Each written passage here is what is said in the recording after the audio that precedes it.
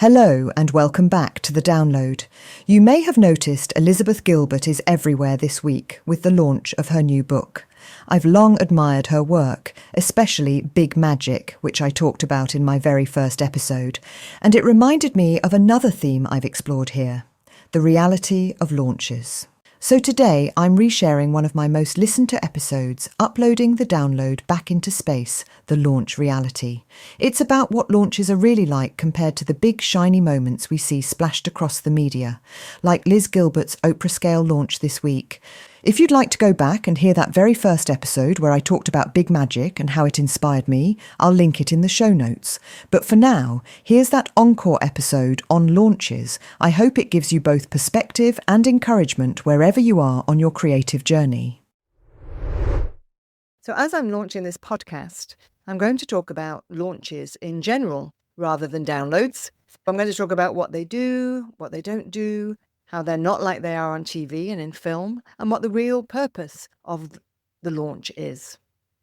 I'm now 26, 27 books in, so I've done many book launches myself, and I've run and attended many for other writers. I've also attended many for businesses, films, animation, for other podcasts. These days, of course, they can be live events or online. In fact, there are whole chunks of the internet now devoted to how to do your mainly online launch. Your formula, email links, lead magnets, websites, whole gurus, YouTube channels devoted to the launch. Of course, these days, what you're also trying to do, or perhaps mainly trying to do, is to tap into an algorithm, which is the purpose of all those formulae and so on. Launching a new podcast is no different. You do want maximum likes and downloads, subscriptions, thumbs up, reviews, comments, all at once ideally to get traction and big numbers in a very short time, which means you can then top a bestseller list and market on that basis. For me, of course, most of my experience is in book launches. I'm now 24 books down and counting, so most of my launches are just kind of, here's another one, a kind of announcement, and that's fine for me. My main purpose for launching a new book is more to thank the people who've helped me co-create it, to honour whatever inspired it, and to let people know if it adds to or concludes a series. And this relates to that topic of what they do and don't do. They do honour your process and your people. They don't necessarily, although they can, instigate massive sales to strangers and a best-selling status. Of course, publishers and people with non-fiction books particularly, related to their subject matter, will aim for and may achieve this, but many don't, and many new creatives end up, a bit disappointed, sometimes a lot disappointed. Now, I personally blame TV and film for that disappointment. There tend to be two types of book launch on TV or in film. One is the cosy reading in a community bookshop to dozens of readers who then instantly buy the book and clamour for more. I notice the author is always reading a whole chapter, and that's something I learned very early not to do. Snippets, yes, whole chapters, no. These readings are very unrealistic. One film that I just saw had a brand new author reading from her promoted book 10 days after the publisher had taken it on. Now, honestly, they'd barely finished reading it and sharing it with the sales team by 10 days in.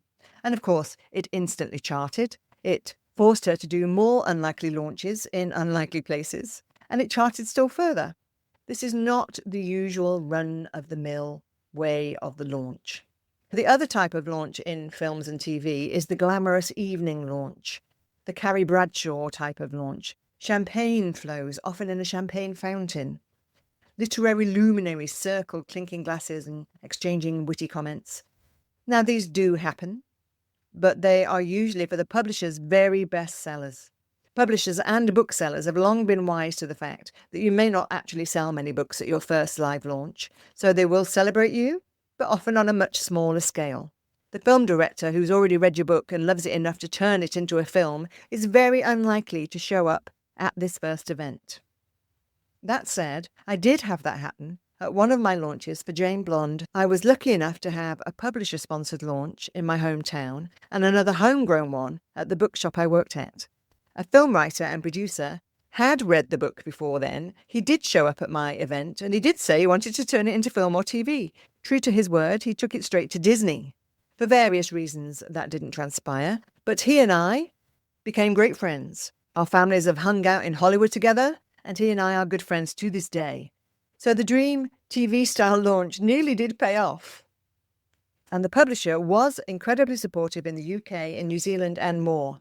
However, much of the arranging was done by me, family and friends, and much of the cost was down to me, family and friends. For instance, when it came to launching a new series about Doghead, Jack BC, and my picture book, Cave Tina Rocks, which both came out at the same time, I went all out on the historical themes and hired out the local museum. I had roaming dinosaurs, treasure trails galore, and a band for the kids to rock out to. National treasures from the acting profession read aloud from each book. A PR exec from the publishing industry told me it was the best launch he'd ever been to, and that I should do this professionally. And I was kind of thinking, I'll do the writing professionally. I'd rather leave the launches to a real professional. So everybody had a great time. But did it sell books? Did it make either of these titles chart as a bestseller? No. And why? Well, mainly because there were no press there at my event.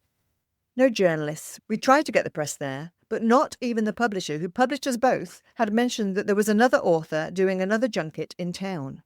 And that author was Diana Gabaldon of Outlander fame. So every journo in town was there instead of rocking out to dinosaur sounds in the museum.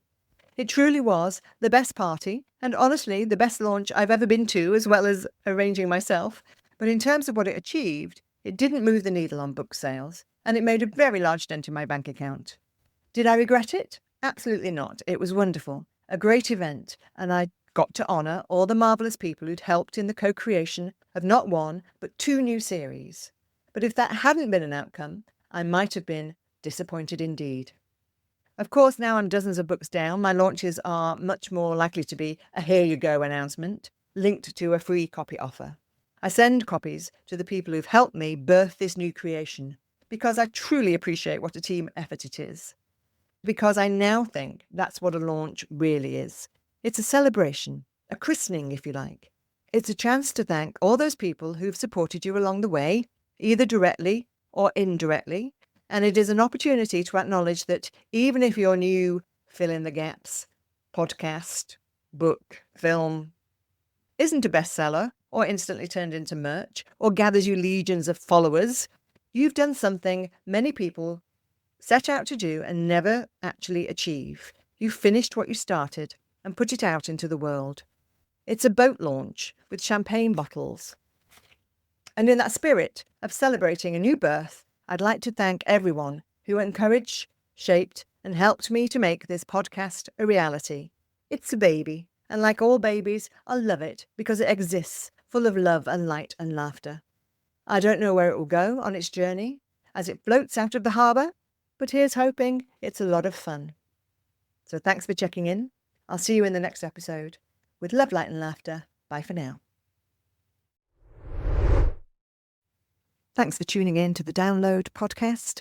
Feel free to like, comment and share and all of that good stuff.